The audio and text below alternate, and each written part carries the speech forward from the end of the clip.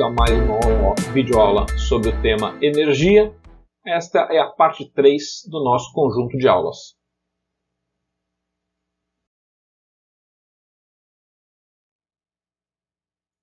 E o que nós vamos abordar hoje? Hoje nós vamos abordar energia potencial e energia potencial elástica.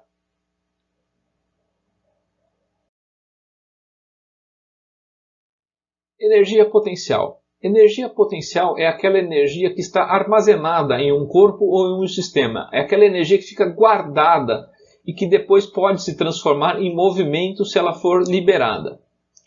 A energia potencial pode ser do tipo gravitacional, e a energia potencial gravitacional está associada à altura em que o corpo está posicionado. Então, sempre que eu preciso levar um corpo a uma determinada altura, eu preciso gastar alguma energia para que ele chegue nessa altura. O corpo não sai do chão e vai parar lá no 10º andar à toa. Ele não vai sozinho. Existe um trabalho que é feito no sentido contrário da força-peso, e esta energia ela fica armazenada na forma de energia potencial gravitacional. A mesma coisa acontece com a energia potencial guardada dentro de uma mola ou dentro de um elástico. Sempre que eu preciso comprimir uma mola, ou esticar uma mola, ou esticar um elástico, eu preciso gastar uma determinada energia. E essa energia ela fica armazenada na mola ou no elástico, e ela pode se transformar em movimento se essa mola for liberada ou se esse elástico for liberado. E a unidade aqui, sempre que nós estamos falando de energia, continua sendo o Joule.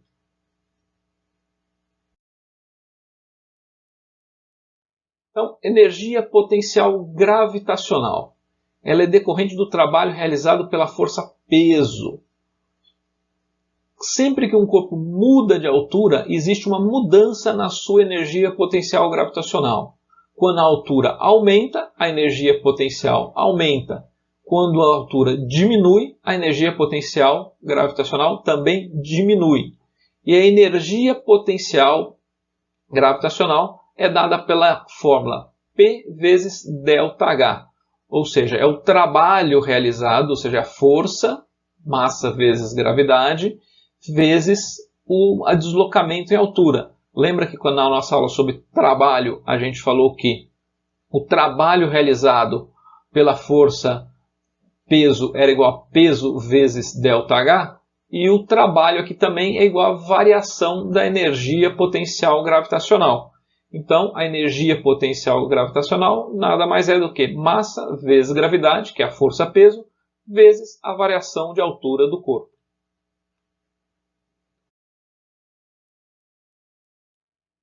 Exercício simples. Qual a energia potencial de um tijolo de massa igual a 2 kg que está lá no 12º pavimento de um prédio? Quanta energia existe guardada nesse tijolo, né? E eu sei que cada pavimento do prédio tem 3 metros de altura. Então, quais são os meus dados aqui? O tijolo está lá no pavimento número 12. Eu sei que a altura de cada pavimento é de 3 metros. A minha massa é de 2 kg.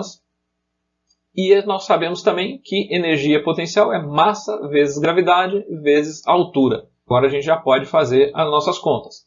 Energia potencial mgh. Massa igual a 2, G igual a 10, altura igual a 12 andares vezes 3. Isso dá que a energia potencial guardada num tijolo de 2 kg no 12º andar, sendo que cada um tem 3 metros de altura, igual a 720 joules. Essa energia pode se transformar em movimento, basta eu deixar esse tijolo cair, soltar esse tijolo lá pela janela do 12º andar. Esta energia vai se transformar em energia cinética. Mas isso é alguma coisa que a gente vai falar daqui a pouco.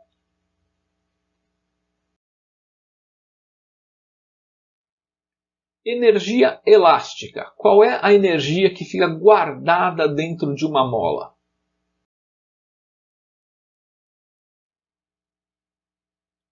Energia potencial elástica é decorrente da compressão ou distensão de uma mola ou elástico. Ou seja, sempre que eu aperto uma mola ou sempre que eu estico um elástico ou eu estico uma mola, eu tenho que usar uma determinada energia, e essa energia fica guardada dentro do elástico ou dentro da mola. A força de compressão, ela tem uma característica particular. Ela varia linearmente com a deformação. Nós vamos olhar e ela é dada por essa forma. Força de compressão é igual a K vezes X, onde K é a constante elástica da mola e X é a deformação da mola. Quanto mais dura uma mola, maior a constante elástica. Então, eu preciso de, quando a constante elástica da mola é muito alta, eu preciso fazer uma força muito maior para conseguir a mesma deformação. Então, aqui eu tenho a minha mola, eu tenho que a força de compressão e a deformação, elas seguem uma equação linear. Então, eu tenho este tipo de relacionamento entre força de compressão e X. Para fazer a primeira deformação, para fazer aquele primeiro centímetro de deformação, a força pode ser bem pequenininha. Para fazer a mesma deformação lá no final, na hora que a mola já está apertada, eu preciso de uma força muito maior. Então, neste ponto a força é quase zero e eu consigo mexer ou deformar a minha mola ou o meu elástico. E se vocês lembrarem da academia, quando vocês estão fazendo exercício de elástico, no finalzinho lá do movimento, eu já estou tendo que fazer uma força muito maior para conseguir esticar aquele elástico só mais um pouquinho. Então, quanto mais eu estico o elástico, maior é a força que eu preciso fazer para esticar o próximo centímetro. E isto aqui é o que é representado através da inclinação dessa reta aqui, que relaciona força com deformação, é a constante elástica. E eu tenho que a energia potencial que fica guardada no elástico é a área desta figura. A área desta figura é base vezes altura dividido por 2, que é força, que é a altura, vezes a base, que é x, dividido por 2. Então, F sobre 2 vezes x. E eu sei aqui que força de compressão é igual a K vezes x. Então, eu tenho aqui Kx sobre 2 vezes x. Então, energia potencial elástica é igual a K vezes x dividido por 2, que é igual a Kx ao quadrado sobre 2. Esta é a fórmula da energia que fica guardada dentro de um elástico ou dentro de uma mola.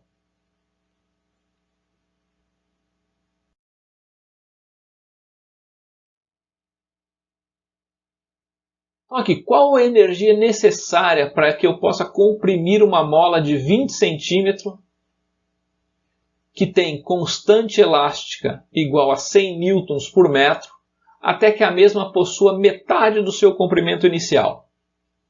Então, quais são os dados aqui do meu problema? Eu tenho que o comprimento inicial era igual a 20 centímetros, ou 0,2 metros. Eu gosto de colocar aqui os dados, porque aqui eu já vou ajustando as unidades para que eu tenha tudo no sistema internacional e eu não me bagunce com as unidades. O comprimento da mola no final, o que ele falou? Que é metade do comprimento. Então, o comprimento final é C0 sobre 2, ou seja, no final do movimento eu tenho 10 centímetros, e 0 ou 0,1 metro. K igual a 100 newtons por metro. Agora que eu tenho todas as unidades no sistema internacional, metro, metro e newton por metro, eu também sei o seguinte, que energia potencial elástica é igual a K vezes ΔX ao quadrado sobre 2. E eu tenho então aqui, agora só que substituir os valores na minha equação. K igual a 100, ΔX é 0,2 menos 0,1 elevado ao quadrado dividido por 2.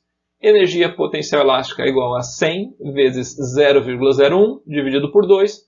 Energia potencial elástica é igual a 1 sobre 2, ou seja, tem meio joule armazenado de energia na hora que eu comprimo uma molinha de 20 centímetros para 10 centímetros, sendo que numa mola que tenha esta constante elástica.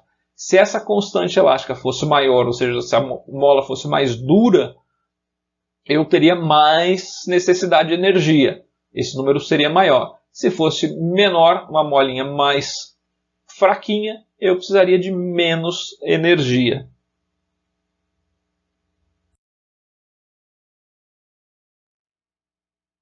que nós vimos nesta videoaula então? Nós vimos energia potencial gravitacional, que é a energia que está associada ao trabalho realizado pela força P, e ela é dada pela fórmula mgh, ou seja, força-peso vezes altura. E vimos também a energia potencial elástica, que é a energia potencial que fica guardada numa mola ou num elástico. E ela é dada pela seguinte expressão: K, que é a constante elástica da mola, a compressão que é feita, ou a distensão que é feita, elevado ao quadrado, dividido por 2. Esta é a energia potencial que fica guardada dentro dos objetos, quer pela variação da altura, quer por uma deformação elástica.